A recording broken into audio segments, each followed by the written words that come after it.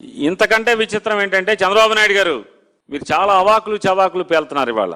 ఎందుకు మాట్లాడుతున్నానంటే మీ ఏలుబడిలో మీరు లా అండ్ ఆర్డర్ మంత్రిగా లా అండ్ ఆర్డర్ మీరు చూసుకుంటూ మీ పరిపాలన మీరు మంత్రిగా ఉన్న శాఖలో మీ అజమాయిషీలో ఉంటుంది ఆ శాఖ.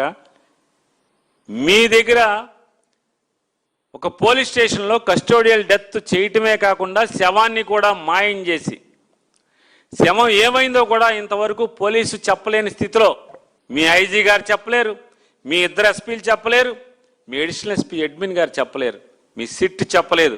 చెప్పలేని స్థితిలో ఈరోజు పోలీసు విచారణ జరిగింది అంటే సిగ్గుపడాల్సింది నారా చంద్రబాబు నాయుడు గారు లా అండ్ ఆర్డర్ మంత్రిగా మీరా? ఎవరు సిగ్గుపడాలి? సిగ్గుపడకపోగా ఈరోజు మీరు మాట్లాడుతున్నారు, తోలనాడుతున్నారు. ఏమని మాట్లాడతారు?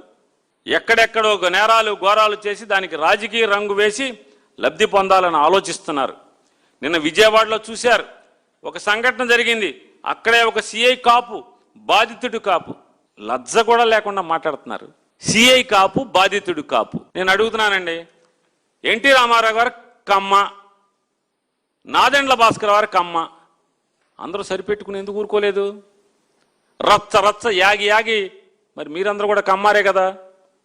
నారా చంద్రబాబు నాయుడు కమ్మ, దగ్గుబాటి వెంకటేశ్వరరావు కమ్మ, బాలకృష్ణ కమ్మ, హరికృష్ణ కమ్మ, వెంకయ్యనాయుడు కమ్మ.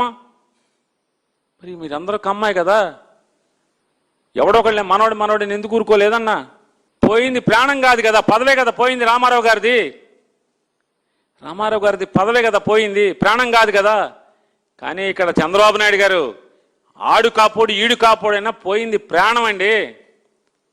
అంటే మీకు ఒక మనిషి సామాన్యుడి ప్రాణం పోతే, ఒక కాపోడు ప్రాణం పోతే ఎంత నిర్లజ్జగా, ఎంత నిస్సిగ్గుగా, ఎంత నీచంగా మాట్లాడుతున్నారు మీరు. మీ వయసు 80 సంవత్సరాలకు దగ్గర పడుతున్నారు. మీరు మాట్లాడే రాష్ట్ర ముఖ్యమంత్రిగా ఉండి మీరు మాట్లాడే భాష చచ్చిపోయినాడు కాపు, పోలీసు చంపేసిన పోలీసు కాపు అని మీరు మాట్లాడతారు. ఇది మీ విచక్షణ, పరిపాలన దక్షత మీది. మీ విఘ్నతకు వదిలేస్తున్నా మీ భాష, మీ ప్రవర్తన, మీ నీచమైన మాటలు. ఎవడు రాజకీయ రంగు పులిమాడు అండి?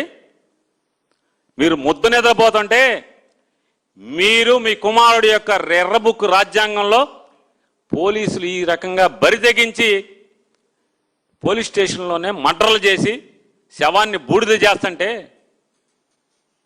గొంతెత్తి అరవదా ప్రతిపక్షం అని అడుగుతున్నాను.